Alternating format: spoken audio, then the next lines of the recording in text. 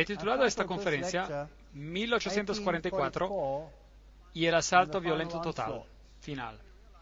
A estas alturas ya se habrán probablemente dado cuenta que el asalto violento final es en contra de Jesucristo, pero a menudo Jesucristo viene siendo atacado cuando se ataca a su pueblo también. Y es por eso que tenemos que discutir sobre esta cuestión del año 1844. Ven, 1844 es la fecha del final de la profecía de los 2300 días. Y según esta profecía, al final de los 2300 días, ocurriría una purificación del santuario. Eso significa que el juicio sería anunciado y que habría un pueblo que anunciaría a ese juicio.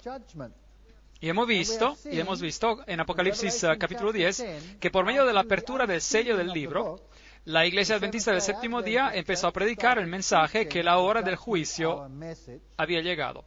Y después vimos que el mensaje tiene los componentes de los tres ángeles. Y estudiamos los mensajes de los tres ángeles, y estos mensajes son la última advertencia al mundo.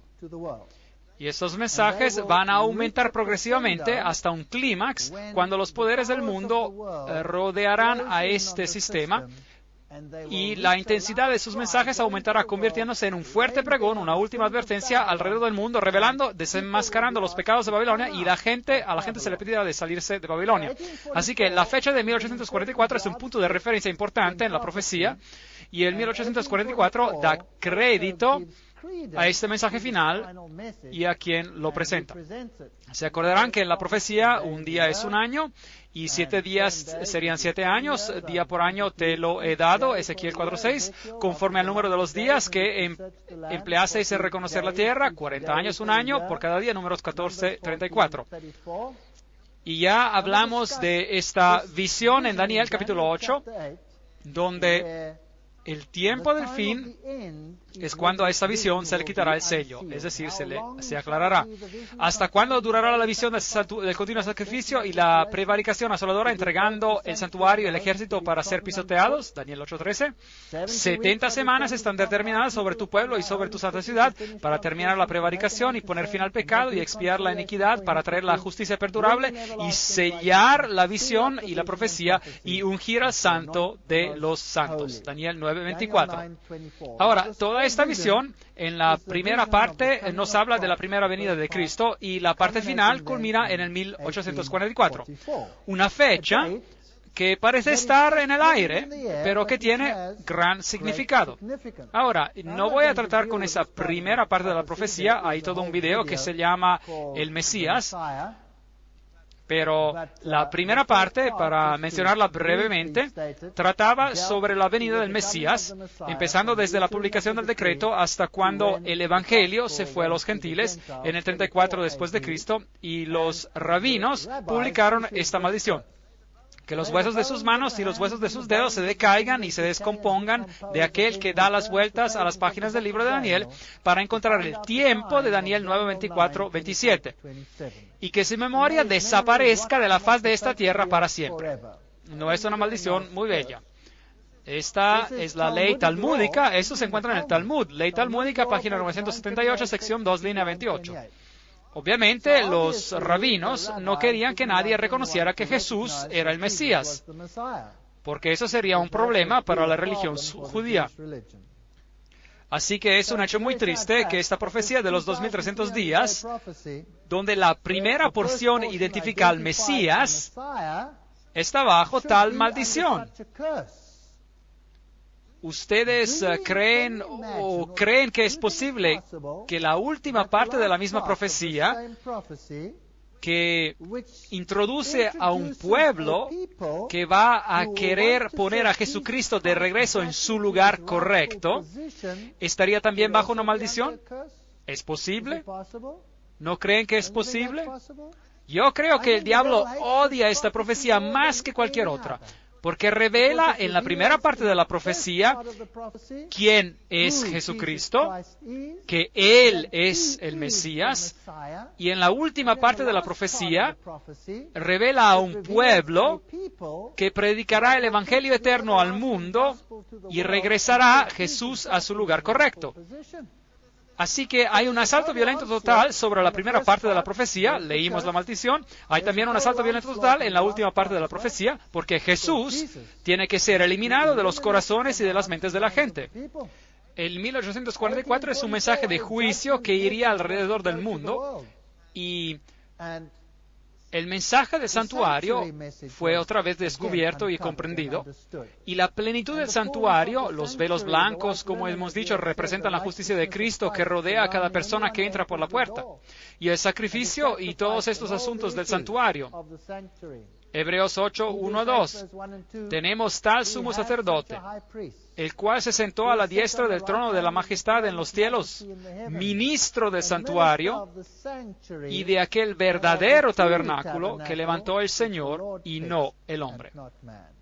Así que existe un tabernáculo, un santuario celestial según Hebreos 8, ¿sí o no? Sí.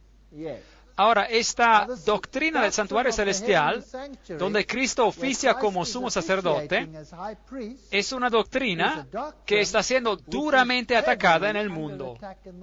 ¿Por qué?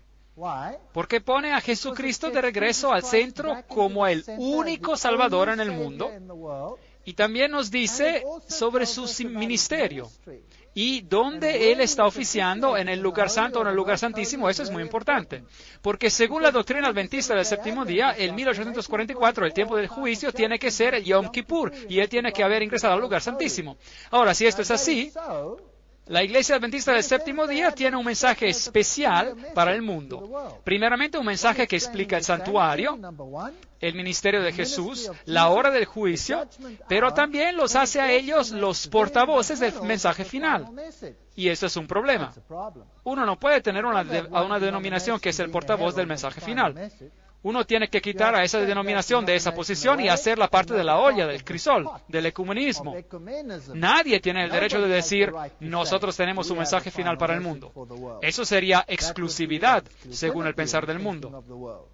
Así que la fecha de 1844 está fuertemente bajo ataque, y la doctrina de que Jesucristo entró en el lugar santísimo en el 1844 y luego el santuario será purificado, el día antitipo de la expiación está también bajo fuerte ataque.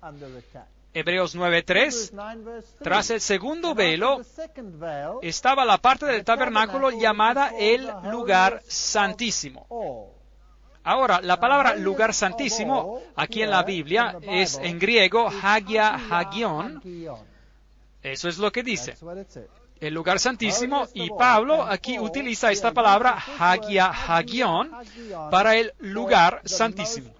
Y se encuentra definitivamente después del segundo velo. Muy importante. Así que la palabra Hagia Hagion se utiliza para el lugar que está detrás del velo. Así que hasta 2300 tardes y mañanas, luego el santuario será purificado. Daniel 8:14, 457 a.C., el decreto salió, 1844 es la fecha que resulta cuando uno suma los 2300 años a esta fecha inicial. La primera parte de la profecía aquí está dividida en 70 semanas y está cortada del resto de la profecía y cumple tan perfectamente con el Mesías que los judíos, los rabinos, han maldecido cualquiera que estudie este texto para evitar que encuentren el Mesías. Y ahora, ¿qué hay con esta fecha de 1844? Es el anuncio del juicio y hay un grupo particular de personas que salen de una gran desilusión, que predicarán este mensaje y que guardarán los mandamientos de Dios y se aferrarán al testimonio de Jesús. Pero Cristo, más estando ya presente Cristo, pontífice, es decir, sumo sacerdote, por su propia sangre entró una sola vez en el santuario, habiendo obtenido eterna redención. Hebreos 9:11-12, Reina Valera Antigua. Y la versión King James de la Biblia en inglés antigua ha traducido la palabra santuario como lugar santo. Cristo ha venido como sumo sacerdote por su propia sangre, entró una sola vez en el lugar santo, habiendo obtenido eterna redención. Y la palabra utilizada aquí en griego es hagion, lugar santo. Y de hecho, hagion no solo significa lugar santo, puede también traducirse como santuario, así como viene citado en la Reina Valera Antigua. La versión King James en inglés antiguo lo traduce como lugar santo. El hecho importante es que cuando Jesús murió y fue resucitado, Él ingresó en el santuario. Ahora, ¿dónde ministraba cuando ingresó en el santuario? Si hay un santuario celestial. Bueno, según lo que leímos, Él ingresó en el santuario y tiene que haber entrado en el lugar santo. Eso es lo que leemos en la King James y la versión en inglés clásico. Ahora, si Él ingresó en el lugar santo después de su resurrección, eso significa que según la tipología judía, algún tiempo después de esto, en cierta fecha, Él tiene que pasar del lugar santo al lugar santísimo. ¿No es eso correcto? Algún tiempo después de esto, en cierta fecha. Por ahora no sabemos cuál es esa fecha, pero tenemos una profecía que nos dice que después de 2300 días, el santuario será purificado. Eso significa que tenemos una fecha, el año 1844, donde Jesús podría ir del lugar santo al lugar santísimo. Esa es la única profecía sobre este asunto. Así que Cristo entró en el lugar santo, en el lugar santísimo, cuando ascendió al cielo. Jesucristo se convirtió en sumo sacerdote por su propia sangre, habiendo obtenido eterna redención. Hebreos 9:12. 7 fiestas judías anuales como prototipo y antitipo. ¿Se acuerdan que las estudiamos? La Pascua, la fiesta de los panes sin levadura, la fiesta de los primeros frutos. Y estas fiestas nos hablan de cuando Jesucristo murió, cuando se quedó en la tumba y cuando resucitó. Y después hay la fiesta de las semanas, el Pentecostés. Y cuando Jesús vino por primera vez, Él pagó el precio por el pecado. Eso es lo que hizo. Y después acontecen las fiestas que anuncian el juicio. Hablamos de ellas, la fiesta de las trompetas que anunciaban el juicio. Eso representaría el movimiento que anuncia la segunda venida de Jesucristo, movimiento que empezaría en el 1844. Y si esto es correcto, y el día de la expiación, y es decir, del juicio investigativo y la fiesta de los tabernáculos, y el tiempo de este juicio investigativo es el momento en el cual estamos viviendo hoy en día. Y el 1844 es una fecha tope potente. Se anuncia el ir a la casa, la cosecha de la redención. Así que cuando Jesús vino por primera vez, Él pagó el precio por el pecado. ¿Nos llevó a todos de este terrible planeta? ¿Sí o no? No. Cuando Él regrese por segunda vez, tendremos la cosecha de la redención. Después todos los salvos serán llevados a Él. Y el día de la expiación representaba el momento anual de la purificación del santuario terrenal. Así que básicamente la doctrina dice que desde el 1844, porque esta es la única fecha que tenemos, nosotros hemos estado viviendo en lo que la Biblia llama la hora del juicio. Así que 1844, la hora del juicio, después el fin del mundo y después viene la eternidad.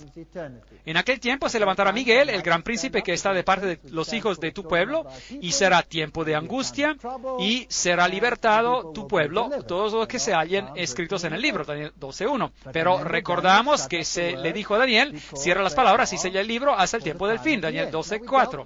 Ahora, ya hablamos sobre esto cuando hablamos en la conferencia sobre el capítulo 10 de Apocalipsis. Así que no voy a explicar esto en gran detalle otra vez. Consta decir que el tiempo del fin venía definido en ese capítulo como el final de los 1260 días, 538 después de Cristo, supremacía papal, hasta el 1798 después de Cristo. Y después de ese tiempo, el mensaje de los tres ángeles sería anunciado por el mundo. Ahora, ¿sabe lo que es fascinante? Es que el mundo ha cambiado algunos de estos criterios.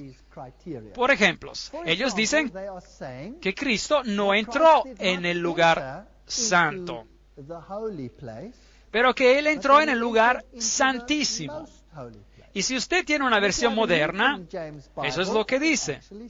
Cambiaron las palabras en la mayoría de las versiones modernas, donde la Reina Valera antigua tenía santuario y la versión antigua en inglés, King James, tenía lugar santo. Ellos cambiaron la palabra a lugar santísimo. Y ahora tenemos un problema. Porque en griego, lugar santísimo se dice con las palabras hagia, hagion, y nuestro texto solo dice hagion en griego. No dice hagia, hagion. ¿Y por qué cambiarían ese texto? Ven, si Jesús ingresó en el lugar santísimo, cuando Él fue resucitado de los muertos y se fue al cielo, no hay nada de especial que ocurre alrededor del año 1844. ¿Entienden esto? Mientras que si Jesús ingresó en el lugar santo, bueno, la fecha del 1844 se convierte en prominente y hay un mensaje especial y un pueblo especial que lo va a dar. Así que la fecha de 1844 tiene que ser cancelada, removida, y hay movimientos enteros que tratan de removerla, movimientos terribles. Ahora, mi pregunta es simple, y es esta. Si Jesús subió al cielo para servir en el santuario, y la Biblia dice que Él no entró por medio de la sangre de corderos, machos, cabríos, pero por medio de su preciosa sangre, pues, ¿cuándo sirvió en el lugar santo si supuestamente Él empezó su ministerio en el lugar santísimo? Si algunas de las versiones modernas de la Biblia están en lo correcto y Jesús ingresó en el lugar santísimo, ¿cuándo ministró en el lugar santo? Porque después de todo, en el santuario terrenal, que es una copia del santuario celestial y es una copia del servicio del ministerio que ocurre en el santuario celestial, Jesús tiene que haber servido por un tiempo en el lugar santo. ¿Y cuándo ocurrió esto? Bueno, tiene que haber sido antes de que Él vino a esta tierra, ¿correcto? Porque cuando Él se fue de esta tierra, supuestamente le ingresó en el lugar santísimo, según algunas de las versiones modernas. ¿Es eso correcto? Muy bien. Pregunta, ¿con qué sangre? ¿Con qué sangre Él sirvió en el lugar santo antes de venir a esta tierra? ¿Con la sangre de corderos y machos cabríos? No. Así que, en otras palabras, Jesús no pudo haber entrado en el lugar santísimo cuando Él se fue al cielo. Él solo hubiera podido entrar en el lugar santo. Así que no importa cuánto ellos lloren, y no importa cuánto se lamenten sobre el hecho de que la fecha 1844 es una fecha profética, ellos van a tener un problema.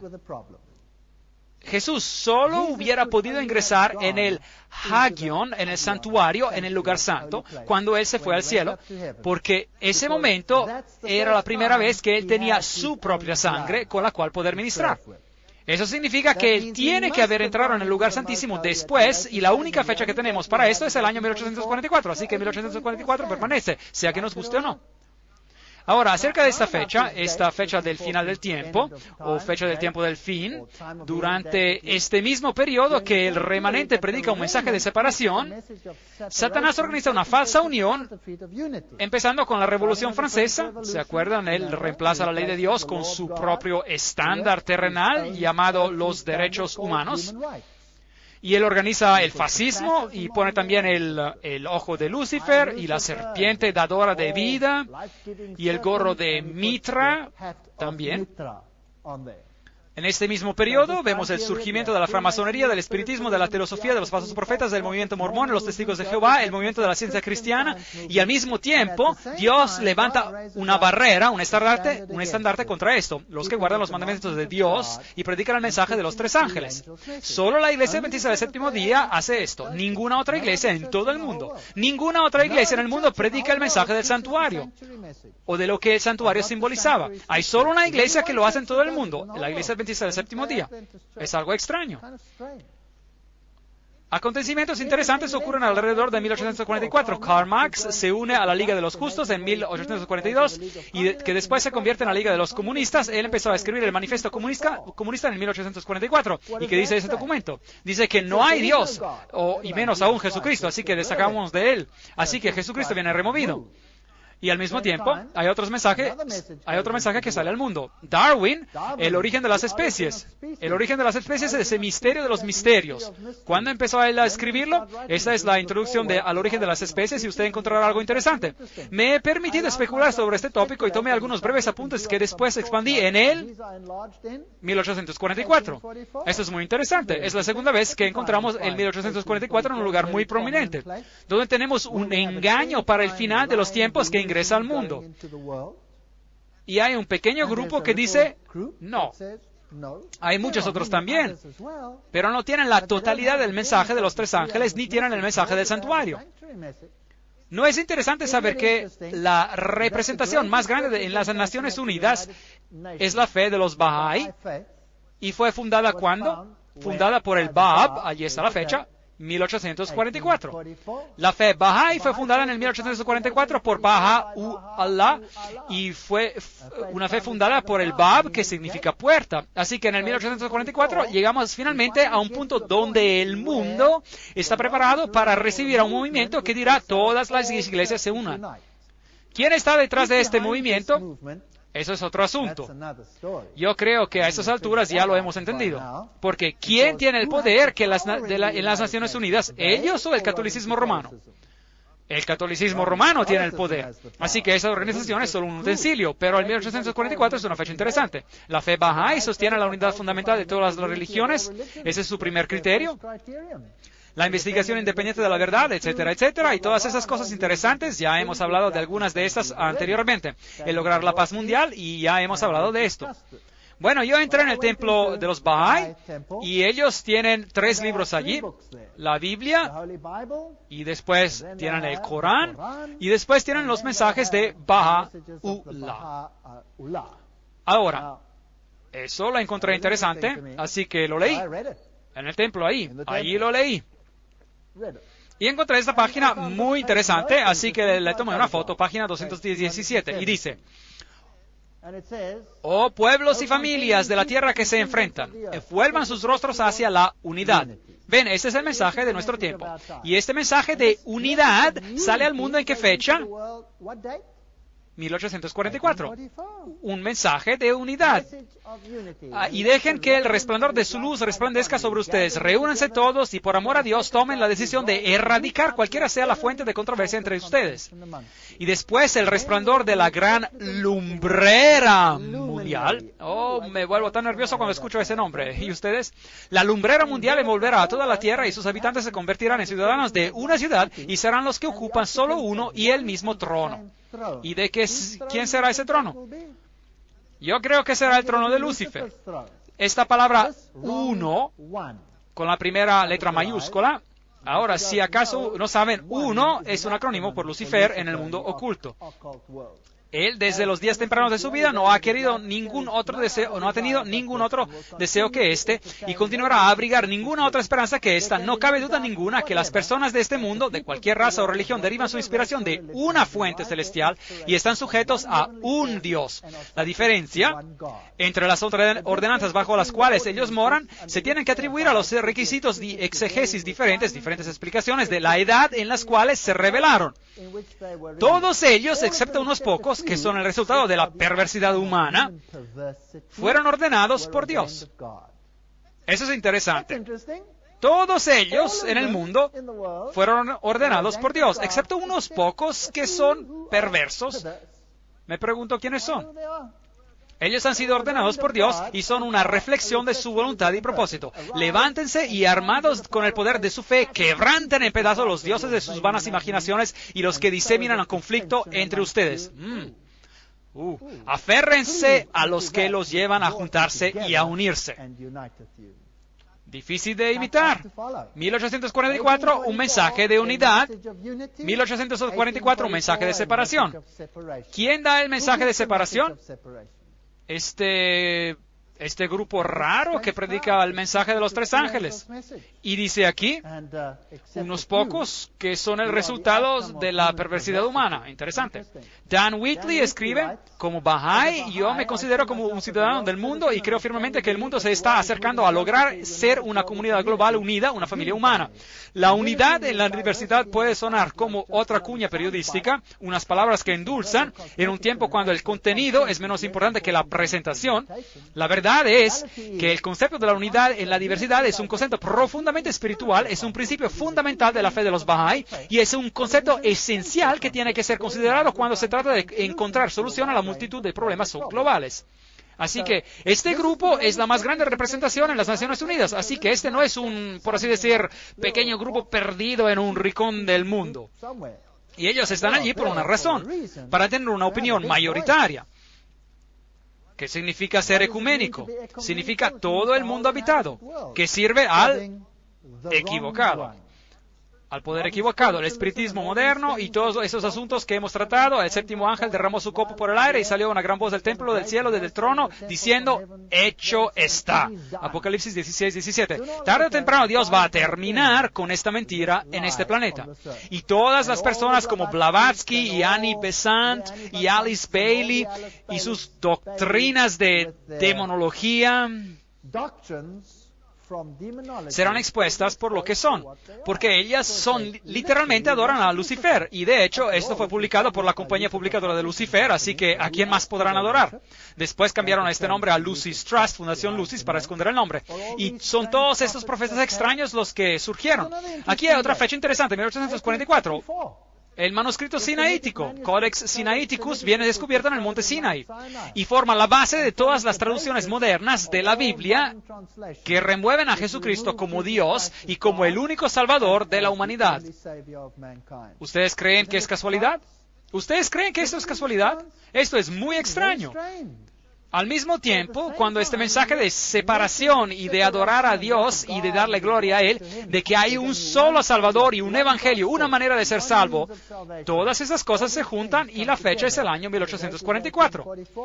¿Y ustedes se acuerdan de Génesis 3:15? Y pondré enemistad entre ti y la mujer, y entre tu simiente y la simiente de suya. Esta te herirá en la cabeza y tú le herirás en el calcañar. El versículo viene cambiado por el catolicismo en que ella te herirá en la cabeza. Así que aquí vemos a esta batalla interesante que se desarrolla en los últimos días.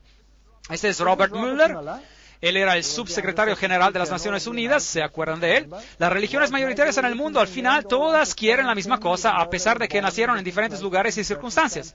Ustedes se acuerdan de este asunto. Lo que el mundo necesita es una convergencia de las diferentes religiones en búsqueda de la definición de las leyes cósmicas o divinas que tendrían que regular nuestra manera de portarnos. Un ecumenismo espiritual mundial. Eso es lo que ellos quieren. Que todos se junten. Lograr la paz será imposible sin primero domar el fundamentalismo por medio de una religión unida que profesa fidelidad solo a la espiritualidad global y a la salud de este planeta. Así que estos dos grupos están viniendo en oposición el uno con el otro. La religión del Nuevo Mundo, nos dice Alice A. Bailey, tiene que ser basada sobre esas verdades que han perdurado a lo largo de los tiempos y se están continuamente formando en el pensamiento humano. Y por ellos las Naciones Unidas luchan. Mi gran sueño personal es de lograr una alianza increíble entre todas las mayores religiones y las Naciones Unidas. Robert Mueller. Así que las iglesias se juntan. Dos mensajes en el mundo. Ahora, la Iglesia Adventista del Séptimo Día también tiene el mensaje: no acepten la marca de la bestia. El sábado es el día del Señor. Adoren al quien hizo el cielo, la tierra, el mar y las fuentes de las aguas. El papado viene y dice: no, tú tienes que escucharme a mí. Yo te diré cuándo tienes que adorar y tú adorarás en el primer día de la semana, porque yo soy la autoridad en tu vida. Y así el papado, el 7 de mayo de 1998, publicó esta famosa carta apostólica llamada Dies Domini por el Santo Padre Juan Pablo II, donde él pide que se organice legislación dominical. Domingo, la fiesta primordial que revela el significado del tiempo. Las riquezas espirituales y pastorales del domingo, como nos han sido pasados por la tradición, son verdaderamente grandes. Bueno, por lo menos él admite que esto no viene de la Biblia, ¿correcto? De manera significativa, el Catecismo de la Iglesia Católica enseña que la celebración del domingo como el Día del Señor y su Eucaristía está al corazón de la vida de la Iglesia. Y después él explica a quién uno adora el domingo. Este es su documento. Esta es la encíclica del Papa Juan Pablo. Mientras ellos escuchan a la palabra proclamada durante la asamblea en el domingo, los fieles miran ¿hacia quién? Hacia María. Ahora, ¿qué dijo Blavatsky? ¿Quién era María? Ella dice, María es en realidad la diosa Isis antropomorfizada y es realmente Lucifer. Eso es lo que Blavatsky dijo. Estudiamos esto en una conferencia pasada. Así que ellos miran a la Virgen María aprendiendo de ella a cómo guardar el domingo y meditar sobre él en sus corazones. Con María, ellos aprenden a quedarse al pie de la cruz, ofreciendo al Padre, etcétera, etcétera. Con María, ellos experimentan el gozo de la resurrección y él continúa, etcétera, etcétera. Su misericordia es de edad en edad, de domingo en domingo, y el pueblo peregrino sigue en los pasos de María. Ahora, si usted no entiende el lenguaje oculto, pues esto no significa mucho, pero si usted sabe que para ellos esta figura de María es realmente una forma de la gran lumbrera, que puede ser masculina y femenina, esto se vuelve en algo muy serio, porque yo quisiera seguir al Señor Jesucristo cuando yo voy a adorarlo. Y según esto, eso no es lo que ocurre en un domingo. Ahora, si usted obedece al papado en este decreto que él está pidiendo aquí, pues ¿a quién está usted adorando? ¿A Dios o al que está escrito aquí? Obviamente, al que está escrito aquí. Y él sigue. Solo en el IV siglo reconoció la ley civil del Imperio Romano este acontecimiento semanal, determinando que en el día del sol, los jueces, la gente de las ciudades y de las diferentes cofradías gremios no trabajarían. Y él dice, sería pues errado de ver en esta antigua legislación sobre el ritmo de la semana una circunstancia puramente histórica, sin significado especial para la Iglesia, asunto que ella podría poner de lado. Aún después de la caída del imperio, los concilios no pararon de insistir sobre los arreglos acerca del reposo dominical.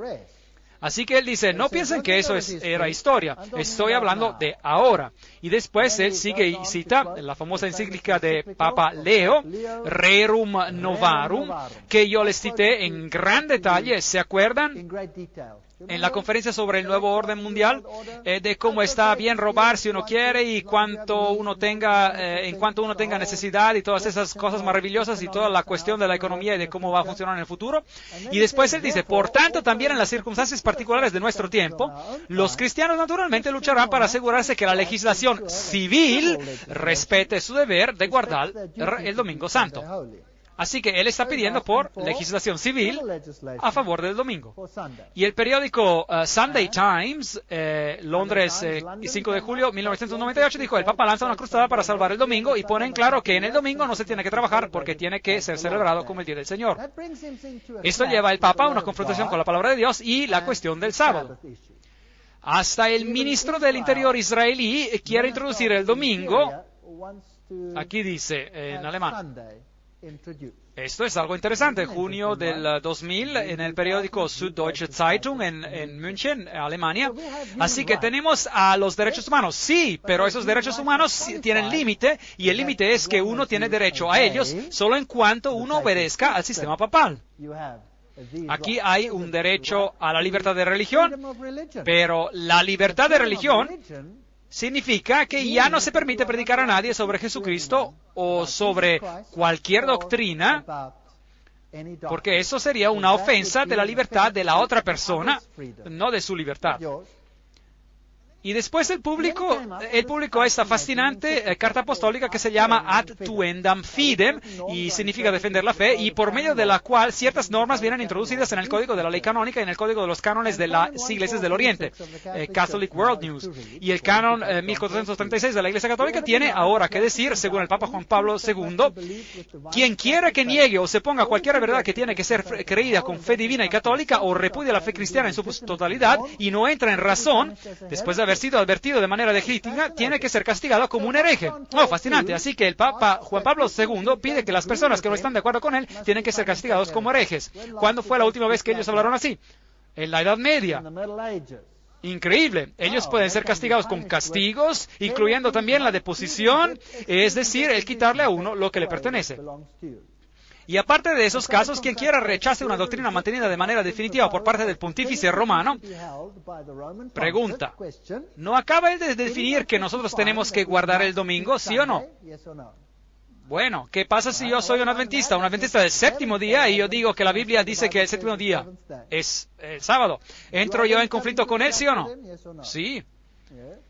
Por parte del pontífice romano o del colegio de obispos que ejercen su magisterium auténtico, o también esta persona acepta una doctrina condenada por parte de ellos como errada. No acaba de decir que lo que él cree y que cualquier otra cosa no es correcta, y no regresa a sus sentidos después de haber sido advertido de manera legítima. Esta persona tiene que ser castigada con una pena apropiada. Palabras muy bellas. ¿Cuál era la pena apropiada en el pasado? La muerte. La muerte era la pena apropiada. ¿Usted cree que ellos podrían llegar a ese punto? ¿Usted cree que podrían llegar hasta ese punto? Bueno, eso es interesante. Y después ordenamos que todo lo que ha sido declarado por nosotros, la palabra nosotros está escrita con la primera letra mayúscula, todo lo que ha sido declarado por nosotros en esta carta apostólica, motu proprio, es decir, siendo realizada por su iniciativa, es firme y tiene validez. Y nosotros ordenamos que sea incluido en la ley universal de la Iglesia Católica, es decir, en el código de la ley canónica, en el código de los cánones.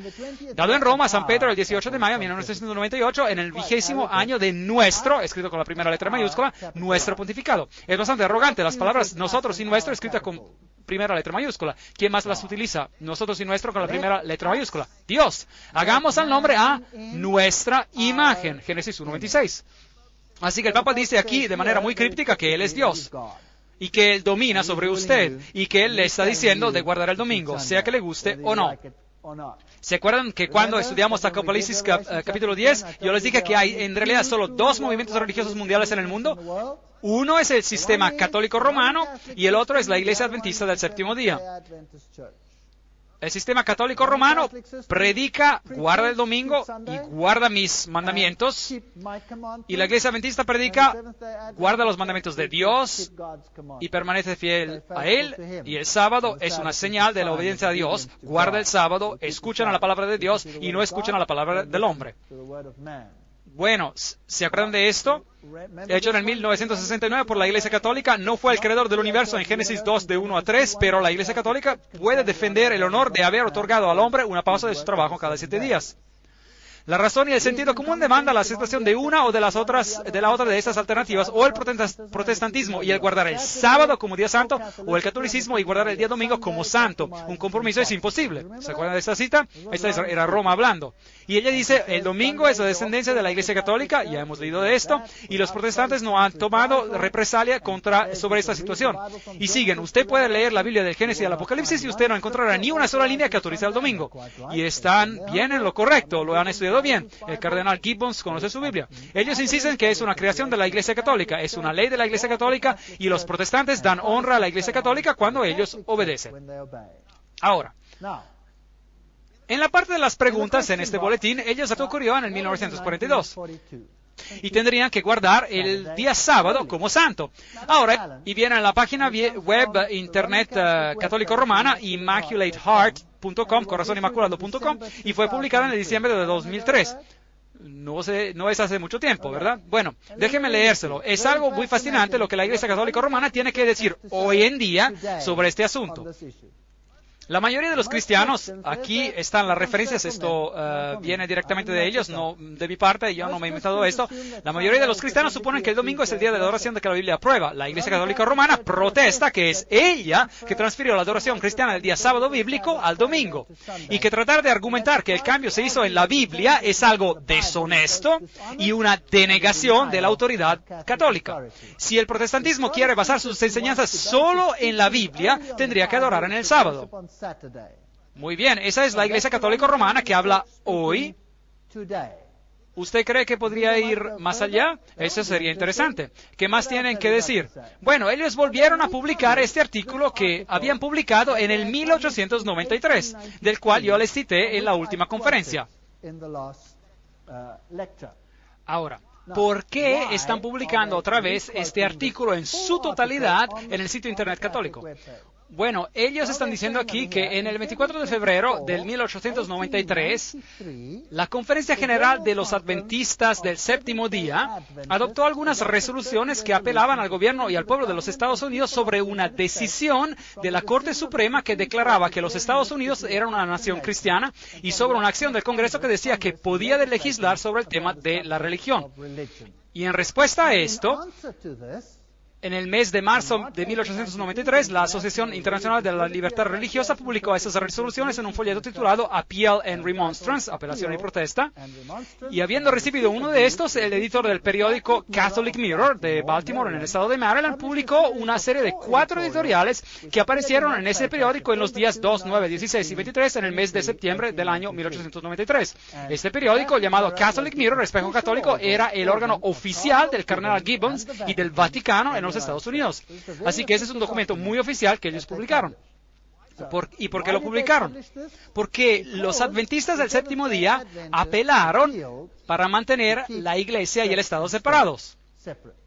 Ahora, su sitio de internet, Mary Online, María en línea, vuelve a publicar ese artículo en su totalidad. Y no voy a hablar de él en detalle. Otra vez, básicamente, el artículo dice, es una buena presentación sobre el sábado. Y es un estudio maravilloso, mejor o igual a lo que cualquier erudito en la iglesia adventista del séptimo día haría. Y el estudio dice por qué el sábado es el día del Señor. Así que ellos prueban de la Biblia que el sábado es el séptimo día, es el día del Señor, para que ellos puedan alegar que lo cambiaron. Y no son tímidos sobre el hecho de haberlo cambiado, y no esconden este hecho, ellos lo admiten. Y de manera arrogante, estos son los hechos. Así que ahora continuemos. Voy a citar un poco más de este artículo donde ellos dijeron, el protestante dice, ¿cómo puedo recibir las enseñanzas de una iglesia apóstata? Ahora nosotros preguntamos, ¿cómo has logrado recibir sus enseñanzas durante toda tu vida en directa oposición a tu maestro reconocido, la Biblia, sobre el asunto del sábado?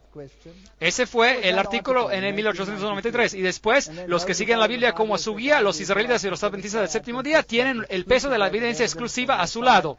Así que publicaron ese artículo otra vez. Y después, ellos afirman aquí, los adventistas son el único cuerpo de cristianos que tienen a la Biblia como a su maestro y que no pueden encontrar ninguna evidencia en sus páginas por el cambio del día desde el séptimo al primero. Y es por eso que se llama adventista del séptimo día.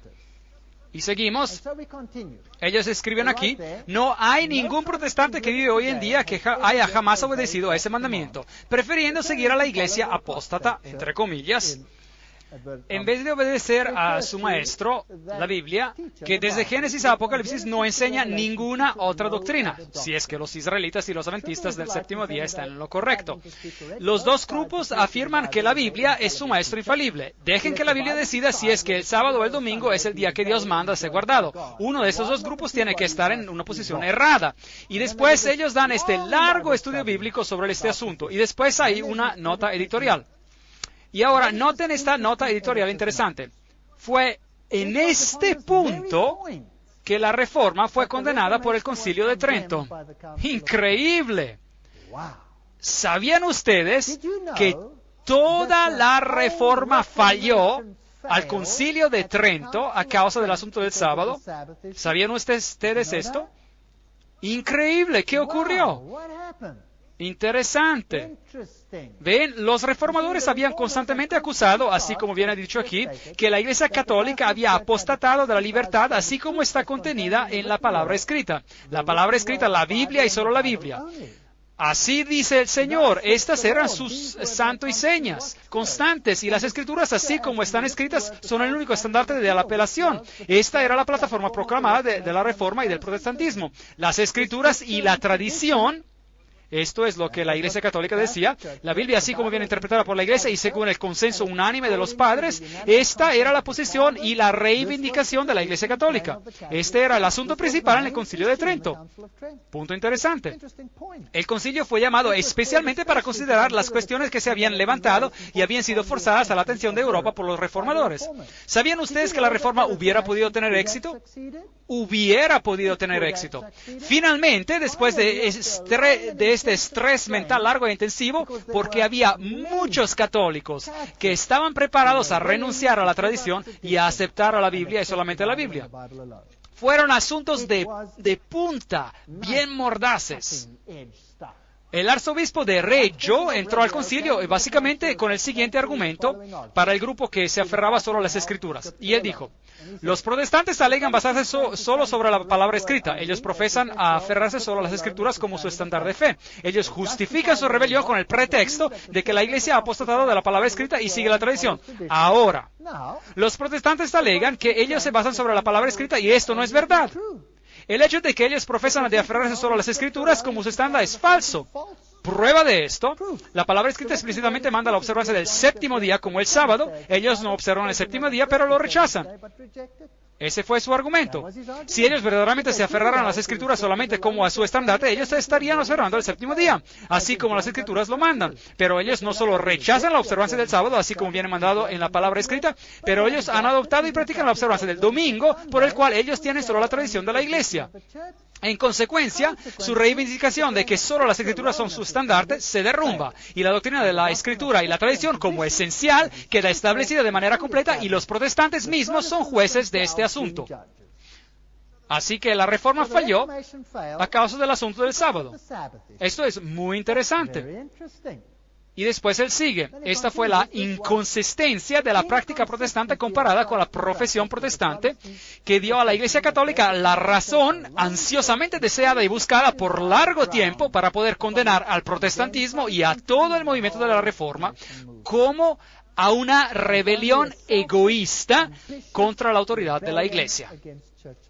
Y después ellos siguieron, y esta es hoy en día la posición de las partes en esta controversia. Hoy en día, como lo demuestra este documento, este es el asunto vital sobre el cual la Iglesia Católica procesa al protestantismo y sobre el cual ella condena la dirección del protestantismo popular como siendo indefendible y que se contradice a sí mismo y suicida. Bueno, ¿qué van a hacer esos protestantes? ¿Qué van a hacer este protestantismo? ¿Qué van a hacer? Increíble, ¿qué desafío les dieron? ¿No fue acaso es un desafío? Así que la Reforma falló a causa del asunto del sábado. ¿No es interesante que la Biblia dice, cuando habla sobre la iglesia de Sardis, en las 7 iglesias de Apocalipsis, dice, no he hallado tus obras perfectas delante de Dios, pero va a haber en Sardis aquellos que andarán conmigo en vestiduras blancas? Y yo creo que lo sabrá. Lutero y Melanchthon y todos estos grandes reformadores caminarán en vestiduras blancas. Ellos caminaron según la mejor luz que ellos tenían, pero ellos conocían sobre el asunto del sábado, pero ellos rehusaron dar marcha atrás. De hecho, su propia confesión de Augsburg los condenó. Ahora, veamos lo que el editor de Mary Online, este sitio internet, hizo con esta carta en el diciembre del 2003. Y tomen nota. El desafío publicado por Roma hace 100 años permanece. Estos escritos apostólicos que fueron publicados entonces, o la Iglesia Católica está en lo correcto, o los adventistas del séptimo día están en lo correcto. No puede haber otra elección. Ahora, no soy yo que digo esto, yo no lo inventé. Esta es la Iglesia Católica Romana que habla hoy en día. Y entiendo por qué yo me encuentro en esta posición. Así que, ¿a quién declaran ellos como a su opositor confirmado? ¿Qué dice la Iglesia Católica Romana? ¿Quién es el único protestante consistente? ¿Y quién es el único que los opone en este asunto? La Iglesia Adventista del Séptimo Día. Ahora, ¿pueden entender por qué la Iglesia Adventista del Séptimo Día es un reproche, no solo para el catolicismo, pero también para el protestantismo? ¿Sí o no? Tienen que ser. Y así que ellos serán burlados y llamados secta, sea por parte del catolicismo y del protestantismo. Así que, básicamente, si esto es así, yo le he estado predicando aquí, esta es la posición de la Iglesia Adventista del Séptimo Día, sin considerar lo que los otros están haciendo, y el catolicismo está de acuerdo con todo corazón, y de hecho dice el editor, no puede haber otra elección. Bueno, hemos estado hablando sobre lo que la Iglesia Católica Romana dijo. O la Iglesia Católica está en lo correcto o los adventistas del séptimo día están en lo correcto. No puede haber otra elección. Y si ustedes miran a la reunión intrafe de 1999, donde el Papa fue elegido como el líder espiritual del mundo y donde se pidió que ellos se unieran en condenar a los fundamentalistas cristianos que abusan de la libertad de expresión y que sus esfuerzos en convertir a otros incitan al odio y a la violencia, ¿a quién se está dirigiendo principalmente? ¿A quién creen ustedes? Tienen que ser los adventistas del séptimo día, porque ellos son los protestantes consistentes que predican en contra de las doctrinas antibíblicas. Todos los presentes estuvieron de acuerdo en dos puntos clave. Uno, el Papa Juan Pablo II fue nombrado por consenso como la principal guía espiritual y el supervisor del planeta. Y punto número dos, esos fundamentalistas religiosos que rehúsan de unirse al movimiento global ecuménico tienen que ser silenciados. Bueno, ¿quiénes son ellos? ¿Quiénes son ellos? Ellos los acaban de identificar. Ellos nos han indicado en quién ven el problema. Y George W. Bush dice, la mejor manera de honrar el Papa Juan Pablo II, verdaderamente uno de los grandes hombres, es tomando su enseñanza seriamente. Es de escuchar a sus palabras y de poner sus palabras y enseñanzas en acción aquí en América. Ese es un desafío que tenemos que aceptar, dice él. Así que, ¿los Estados Unidos aceptarán la doctrina papal o van a aceptar la doctrina bíblica? La doctrina papal, él acaba de decirlo. Así que ellos quieren hacer leyes, y esta es otra cosa que el Apocalipsis nos dice. Ellos lo harán. Así que podemos ver un enfrentamiento mundial que está por venir. Ahora, echémosle un vistazo a estas citas interesantes. Cada una de ellas tiene aquí su referencia. Dios obra en muchas maneras por medio de muchas fes y agencias religiosas. Esta es la razón por la cual se eliminan las doctrinas no esenciales. ¿Ven? Si algo no encaja en el ecumenismo, ¿qué tienen que hacer con este asunto? Tienen que deshacerse de él. ¿Y qué pasa con lo que no encaja en el ecumenismo? El guardar el sábado. Y tiene que desaparecer. Otras medidas se tomarán también en este departamento de las religiones y de la educación sobre el cual el Cristo gobierna, y Él se moverá para restaurar los puntos de referencia antiguos, para eliminar lo que no es esencial y para reorganizar el panorama religioso total en preparación de la restauración de los misterios. Estos misterios, una vez restaurados, unirán a todas las fes. Pregunta. ¿Podemos nosotros aceptar eso, sí o no? La respuesta es no. Eso es un asunto serio. La escritora de la nueva era, Natalie Banks, dice, mirando para abajo de la superficie de los eventos turbulentos exteriores, nos damos cuenta del movimiento de expansión que se mueve hacia la eliminación de esa separación sectaria y a distanciarse del confiar en la doctrina y dogma duros y firmes. Y al mismo tiempo hay una búsqueda más intensa por una comprensión más profunda de las enseñanzas interiores y de su aplicación a los enormes problemas de hoy en día. Pues, ¿qué están esperando? Ellos quieren deshacer de esas doctrinas que separan. ¿Pueden ver cómo el sábado se está convirtiendo en un asunto importante? ¿Cómo nosotros tendremos que representar la verdad y la justicia y a Jesucristo? Y a Jesucristo se lo va a tirar a la trituradora de papel. Ese es un asalto violento total a Jesucristo, atacando a su pueblo.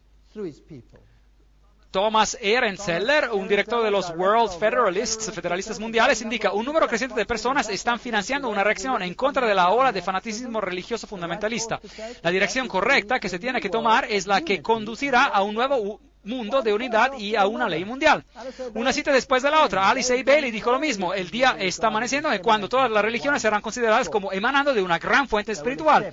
Ellas aceptarán las mismas verdades, no como conceptos teológicos, pero como esenciales para la vida espiritual, de la hermandad de las relaciones humanas. Bueno, eso parece bello, así como está escrito, pero no es lo que Dios dice.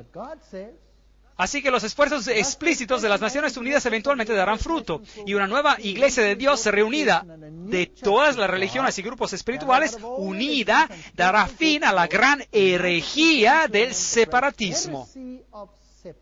Amor, unidad y el Cristo resucitado serán presentes, y Él nos demostrará la vida perfecta, la gran herejía del separatismo. ¿Qué dice el fuerte pregón? La última advertencia. Salgan y sean separados. Aquí hay un gran choque, un conflicto. Ahora yo entiendo por qué las Naciones Unidas se han propuesto de venir a hablar a mi denominación y a decir, hay solo una vía, y esta es las Naciones Unidas. Hay solo un cuerpo que lo va a lograr, y esa es las Naciones Unidas, etcétera, etcétera, etcétera. Bueno, él a lo mejor dijo todo esto, pero para mí personalmente yo no estoy interesado en esto. Ella dice que las personas iluminadas no tolerarán al autoritarianismo en ninguna iglesia o al totalitarismo en ningún sistema político. Ellos no aceptarán o permitirán al gobernar de ninguna organización de hombres que trata de decirles lo que tienen que creer para ser salvos. ¿Qué ocurre si la Biblia dice, hay solo una vía bajo el cielo y sobre la tierra por la cual uno puede ser salvo, y esa es por medio de Cristo Jesús? Ellos no nos van a permitir decir eso, ¿correcto? Uno ya no puede decir eso. Bueno, eso es ya en contra de la ley, está en contra de las leyes de odio. William Irving Thompson, un miembro de la Nueva Era, indica que la forma de la iglesia en la Nueva Era se quedará la misma. Así que los que van a la iglesia es probable que noten que ha habido un cambio en el mensaje. Él dice, la nueva espiritualidad no rechaza los patrones anteriores de las grandes religiones universales. El sacerdote y la iglesia no desaparecerán. No serán forzados a no existir en la nueva era. Ellos vendrán absorbidos en la existencia de la nueva era. ¿No es eso brillante? Dios ha llamado a un movimiento desde el 1844 para mantenerse firme en contra de este movimiento. ¿Y qué crisis vamos a tener que enfrentar? ¿Qué crisis vamos a tener que enfrentar? Tengo la peor invitación para ustedes en el mundo.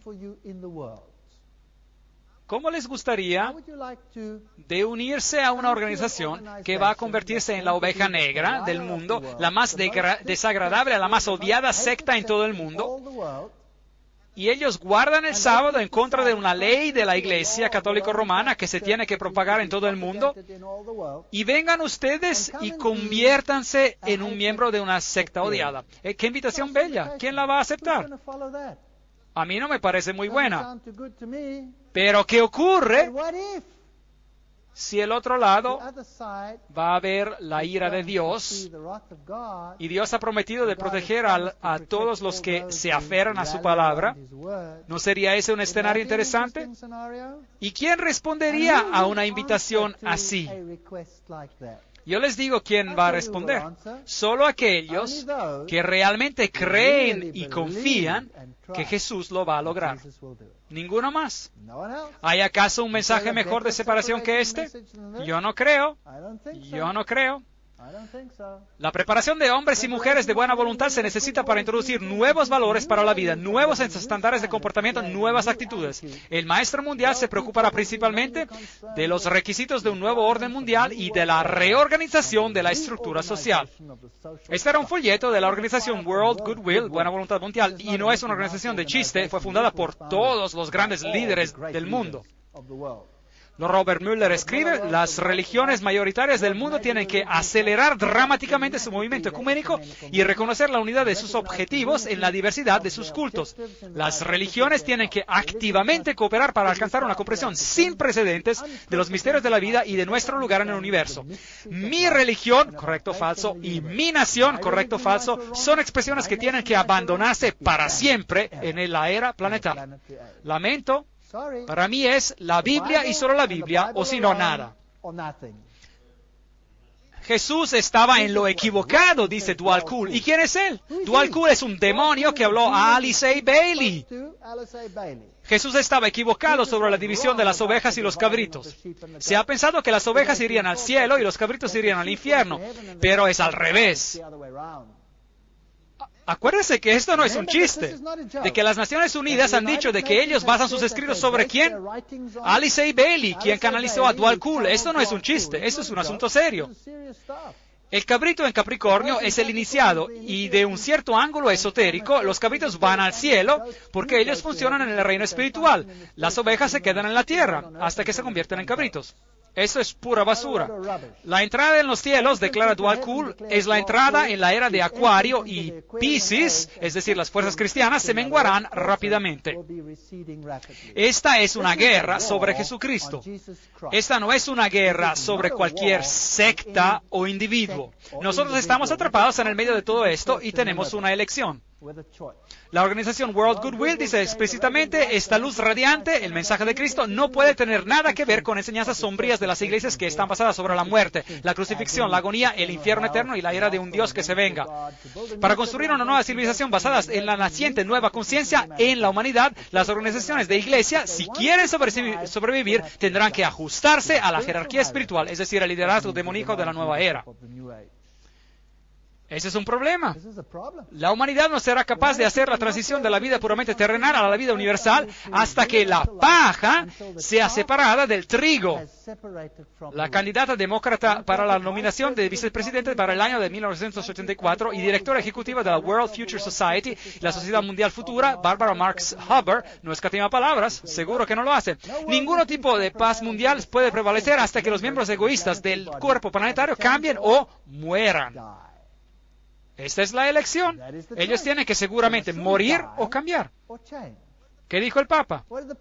Ellos tienen que ser condenados como un hereje, o ellos tienen que sufrir un castigo apropiado. Bueno, preguntemos a sus colaboradores cuál es el castigo. Cambiar o morir, ese es el castigo. Este hecho es tan horrible como el matar una célula que tiene cáncer. Tiene que hacerse por amor al futuro de la totalidad. Bueno, yo no tengo que leer todas estas citas sobre semillas defectuosas y que tienen que ser cortadas. Dwight Cool, hablando por medio de Alice A. Bailey, dice, un violento germen e infección de estreptococo ha amenazado la vida de la humanidad. El germen hace sentir su presencia en las áreas infectadas del cuerpo de la humanidad. Otra operación quirúrgica podrá ser necesaria para deshacerse. Él tiene que irse. La muerte no es un desastre, se permitirá mucha destrucción. ¿Creen ustedes que estamos enfrente de otra experiencia como los campos de concentración de Auschwitz? No quiero asustar a nadie, pero esas son simplemente citas. Esos obstáculos serán llevados bajo el cuidado de los grandes seres que los cuidarán hasta que haya salud. Muchas gracias. Prefiero que ustedes se queden donde estén. Yo no quiero su tipo de salud. Esto se puede hacer de manera mucho mejor y mucho más rápida sin el cuerpo físico. ¿Ven cuán astutos es todo esto? Bueno, transportémoslos al otro lado.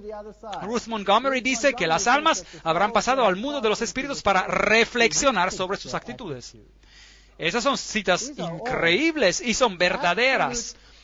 No son chistes, no son chistes. El anterior miembro de la nueva era, Randall Baer, dice que los que rehusan la marca de la bestia serán el blanco para ser exterminados en lo que se llamará eufemísticamente centros de reeducación sobre el amor y el traslado, es decir, campos de muerte disfrazados. Uno tiene que cambiar o morir.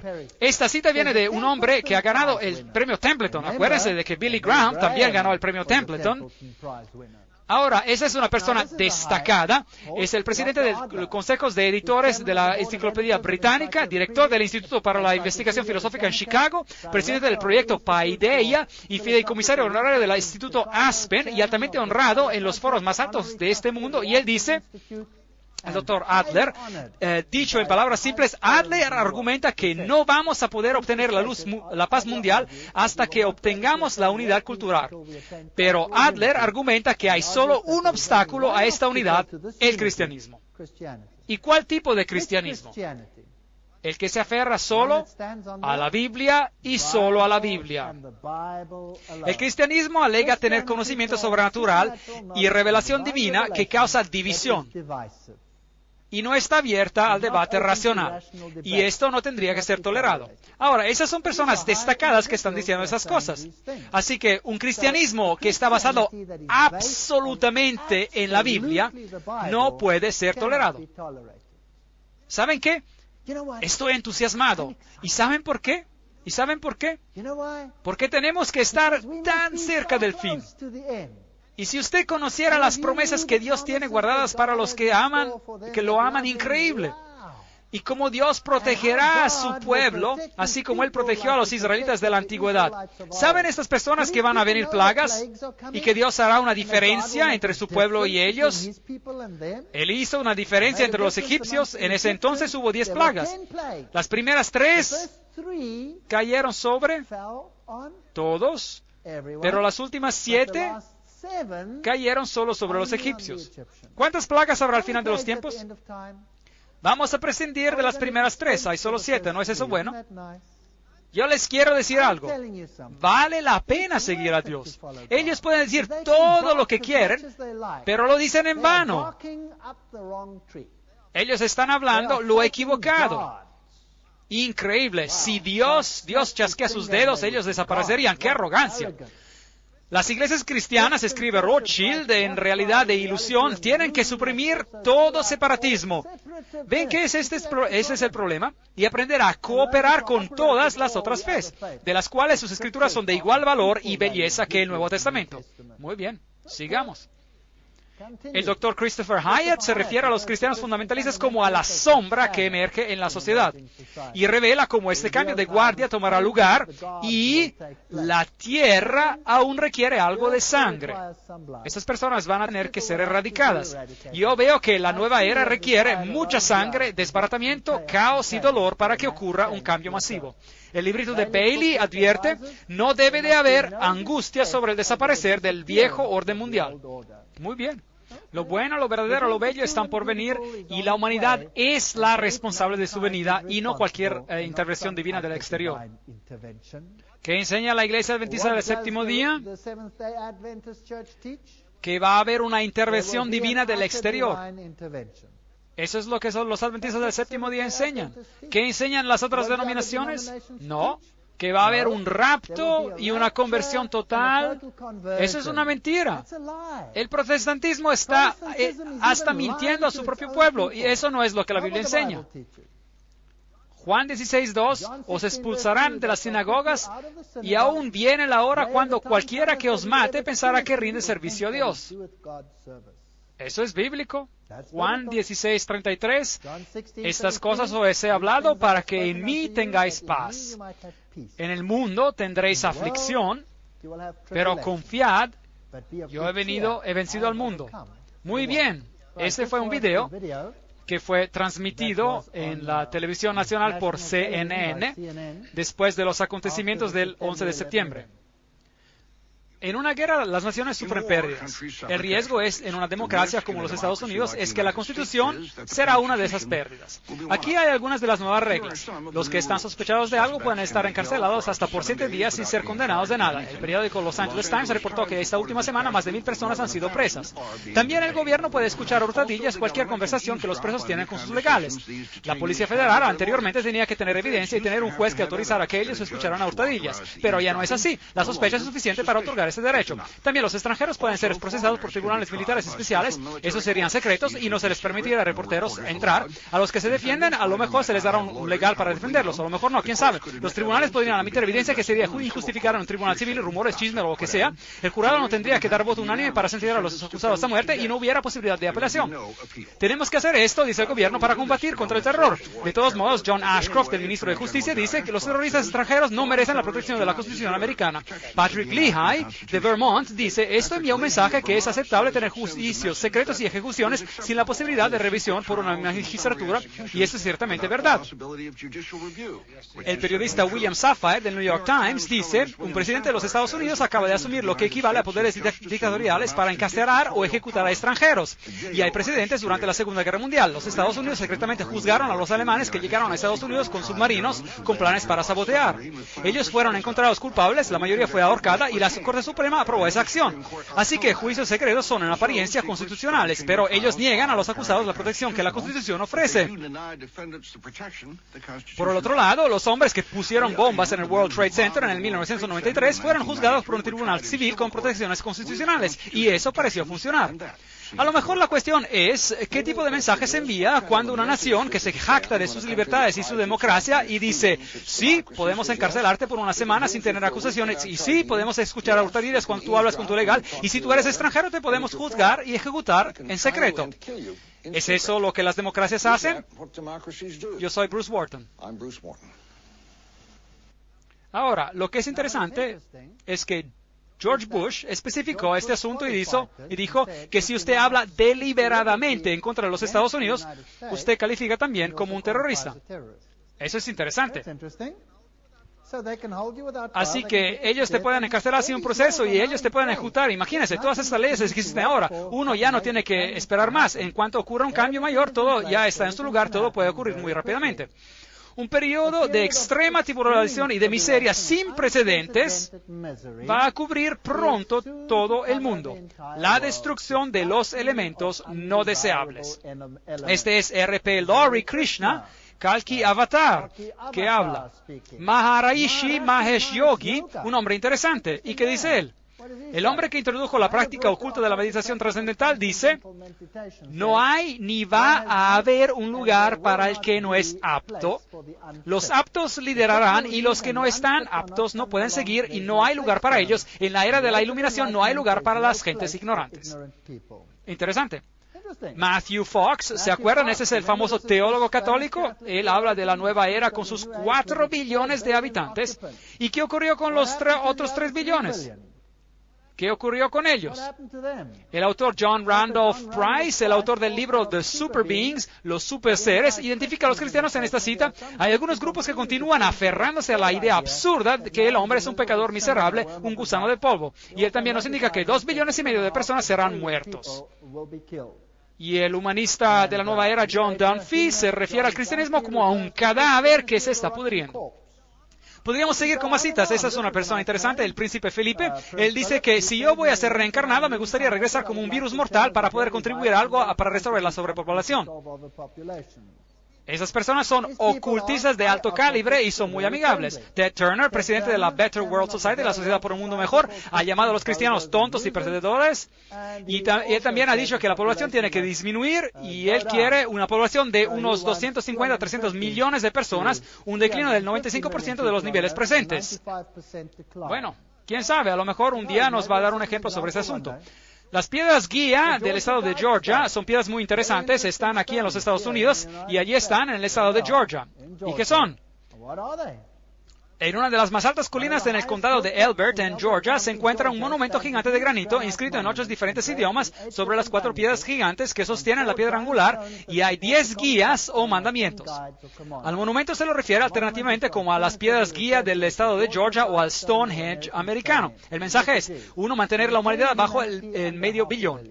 En equilibrio perpetuo con la naturaleza. Es interesante qué va a ocurrir con el resto. De segundo, guía la reproducción de manera sabia, aumenta la buena forma física y diversidad, unir la humanidad con un nuevo idioma vivo, gobernar la pasión, la fe, la tradición y todas las cosas con razón controlada, proteger a los pueblos y las naciones con leyes imparciales, que todas las naciones gobiernen internamente y resuelvan disputas exteriores en un tribunal mundial, eviten leyes insignificantes, mantengan un equilibrio entre los derechos personales y deberes sociales, atesoren la verdad, no sean un cáncer sobre la tierra y dejen espacio para la naturaleza, espacio para la naturaleza. 10 reglas. ¿Qué ocurre con el resto de la humanidad? ¿Qué van a hacer con ellos? Esas personas tienen homicidio en sus corazones.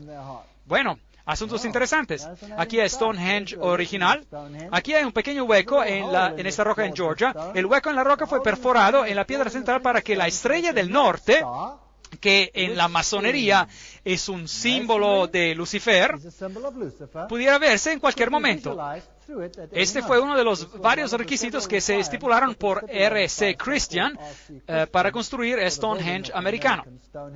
Y después dice allí en las piedras guía del estado de Georgia que estas piedras guía puedan ser guías en una era de la razón. Era de la razón.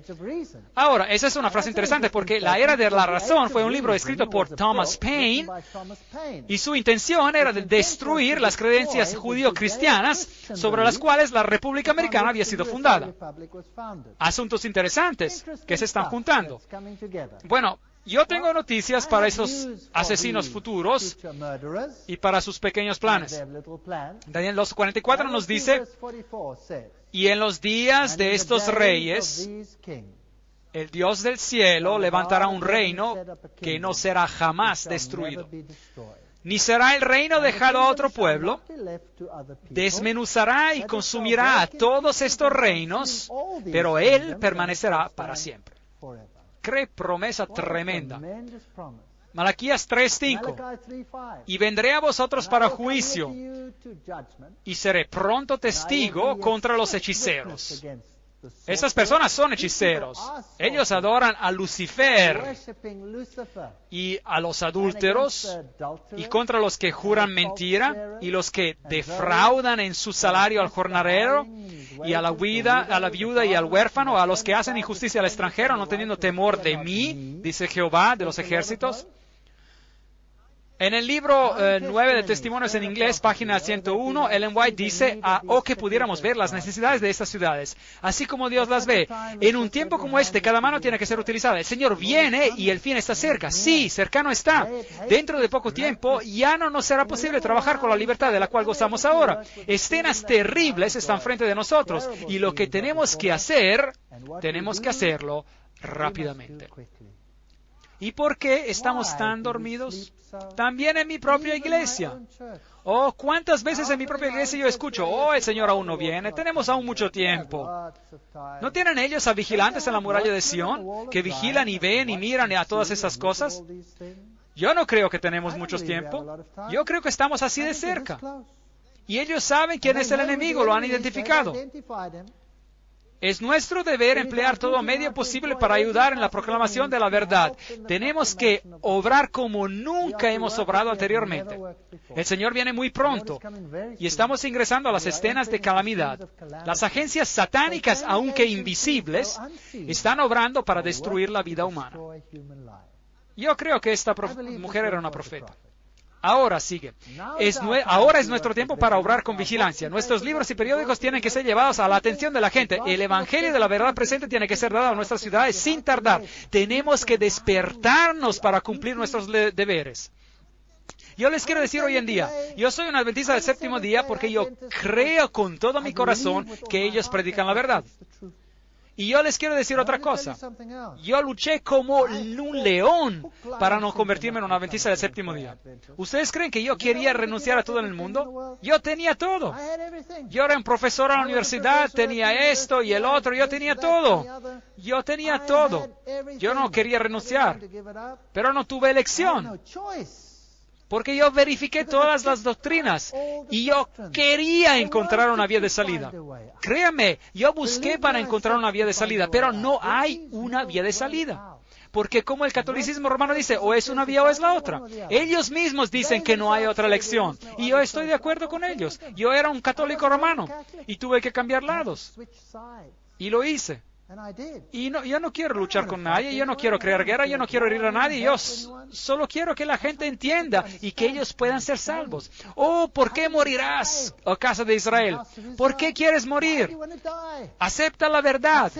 Salte, haz de Jesús tu rey.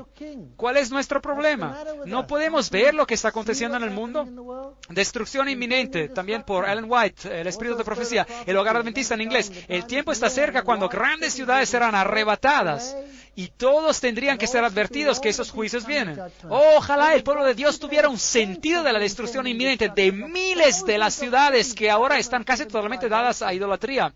Bueno, ¿están ellos planeando la destrucción de mucha gente, sí o no?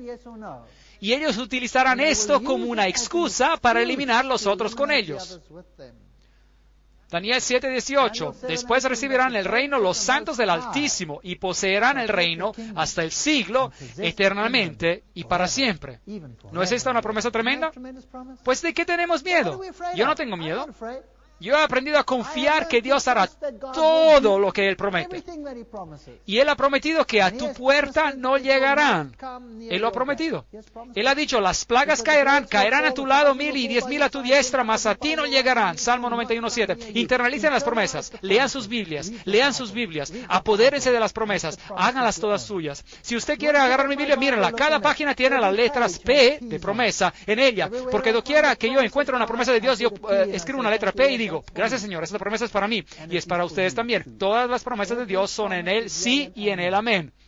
En la palabra de Dios. Y nosotros vamos a necesitar las promesas, pero no es suficiente leerlas, tenemos que creerlas también. Y para eso necesitamos una relación, necesitamos el aceite. Derramen el aceite de la experiencia en sus botellas para que cuando el Señor venga, ustedes puedan permanecer firmes. Vamos a casa pronto. Y todos los que son huéspedes aquí esta noche, yo quiero disculparme por haber herido a muchos sentimientos. 1000 disculpas, porque yo sé que lo que he dicho es muy penetrante, áspero, y significa cambio, significa cambiar. Pero yo quiero que ustedes crean que yo lo estoy haciendo con la absoluta convicción de que esa es la verdad. Yo creo que tengo la Biblia que lo apoya, que apoya cada palabra. Y yo he hecho todo lo posible en mi poder para darles la evidencia que esto es verdad.